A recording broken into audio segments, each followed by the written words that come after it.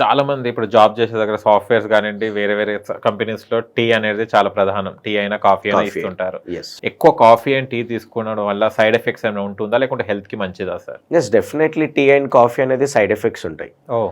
Mostly టీతో మనకి side effects ఏముంటుంది అని అంటే, లైక్ చాలా మంది ఎంటీ స్టమక్స్ లో తీసుకుంటుంటారు. ఓహ్! చాలా మంది ఎంటీ స్టమక్ లో తీసుకోవడం వల్ల బ్లోటింగ్ అనేది అవుతుంది. సో వాళ్ళకి తెలియదు ఏంటంటే, ఈ బ్లోటింగ్ అనేది చాలా మందికి గ్యాస్ట్రిక్ ప్రాబ్లమ్స్ కూడా క్రియేట్ అవుతుంది. సో కాఫీ కూడా ఎలా అంటే, కాఫీలో ఓకే.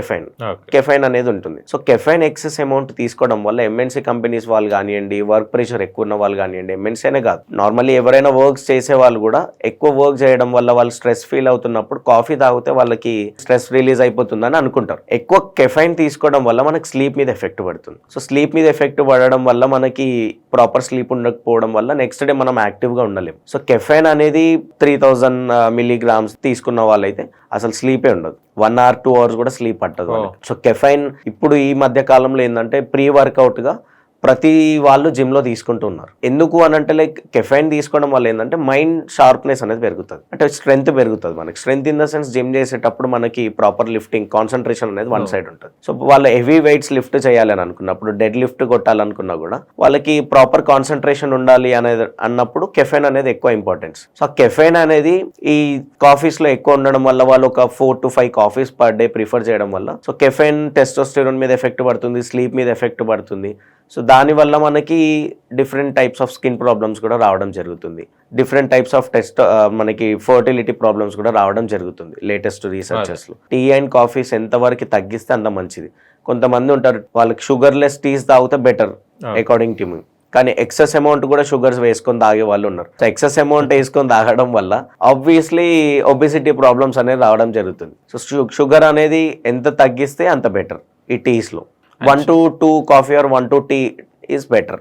బట్ ఎంటీ స్టమక్స్ లో మాత్రం we should not consume tea and coffees. చాలా మంది టాబ్లెట్స్ వాడకం ఒక ఫ్యాషన్ అయిపోయింది. అంటే దేనికైనా చిన్న చిన్న వాటికి కూడా టాబ్లెట్స్ వాడుతుంటారు.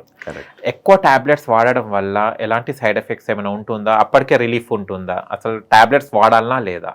ఎస్, డెఫినెట్లీ సైడ్ ఎఫెక్ట్స్ అనేది ప్రతి డ్రగ్ కూడా ఉంటుంది. సో ఈ రోజులలో ఎలా అయిపోయింది అని అంటే, లైక్ చిన్న చిన్న వాటికి కూడా టాబ్లెట్స్ తీసుకోవడం అదొక ఫ్యాంటసీ లాగా మార్చుకున్నారు. ముందు ఎలా ఉంటుంది అని అంటే, ఏదైనా డిసీజ్ వచ్చినా, బీపీ అయినా, షుగర్ అయినా, దానికి టాబ్లెట్స్ ఎక్కువ యూజ్ చేసేవాళ్ళు. ఇప్పుడు ఎలా అయిపోయింది అని అంటే, ప్రతి హెయిర్ నుండి తీసుకున్న నెయిల్స్ వరకు కూడా టాబ్లెట్స్ కన్జ్యూమ్ చేయడం అనేది అంత సింపుల్ గా చేసుకున్నారు. లైక్ హెయిర్ పెరగాలి అని అంటే బయోటిన్ టాబ్లెట్స్ తీసుకోవడం, లైక్ యాంటీ ఆక్సిడెంట్స్ కావాలి అని అనుకుంటే వైటమిన్స్ తీసుకోవడం, ఫిష్ ఆయిల్స్ తీసుకోవడం. సో ప్రతి దానికి కూడా ఒక టాబ్లెట్ తీసుకొని, దాన్ని వాళ్ళు ఎలా అంటే, లైక్ స్కిన్ చేంజెస్ చేయడానికి కూడా, ఫెయిర్నెస్ రావడానికి టాబ్లెట్స్, హైట్ గ్రోత్ దానికి టాబ్లెట్స్. ఒక చిన్న ఎగ్జాంపుల్ చెప్తాను. లైక్ రీసెంట్ డేస్ లో చూసుకుంటే, లైక్ పెన్నిస్ పెరగడానికి కూడా టాబ్లెట్స్ యూజ్ చేసేంత స్టేజెస్ కి వచ్చేసింది.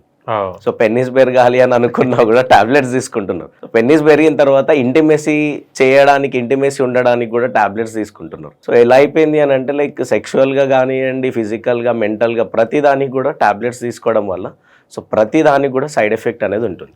సో ఎలాంటి సైడ్ ఎఫెక్ట్స్ ఉంటుందంటే, లైక్ ప్రైమరీ స్టేజ్ లో వామిటింగ్స్ కానివ్వండి, డైహేరియా కానివ్వండి, డిజినెస్ కానివ్వండి, ఇవి జనరల్ గా సైడ్ ఎఫెక్ట్స్ ఉంటాయి. వచ్చిన సైడ్ ఎఫెక్ట్ కి మళ్ళీ వామిటింగ్స్ అయ్యాయని చెప్పి మళ్ళీ దానికి టాబ్లెట్స్ కన్జ్యూమ్ చేయడం, మళ్ళీ దానికి వామిట్స్ తగ్గిన తర్వాత మళ్ళీ దానికి డిజినెస్ వచ్చిందని చెప్పేసి దానికి మళ్ళీ టాబ్లెట్స్ యూజ్ చేయడం. సో ఇలా ఫ్రీక్వెంట్లీ తీసుకోవడం వల్ల కిడ్నీస్ మీద ఎఫెక్ట్ అనేది పడుతుంది. సో కిడ్నీస్ మీద ఎఫెక్ట్ పడడం వల్ల సో డయాలసిస్ చేసుకోవాల్సినంత స్టేజెస్కి ఇప్పుడు మనకి అది దారి తీస్తుంది. సో ఎంతవరకు డ్రగ్స్ని మనం కన్జ్యూమ్ చేయడం ఆపేస్తే సో మనకి better according to my point. తీసుకోకుండానే బెస్ట్.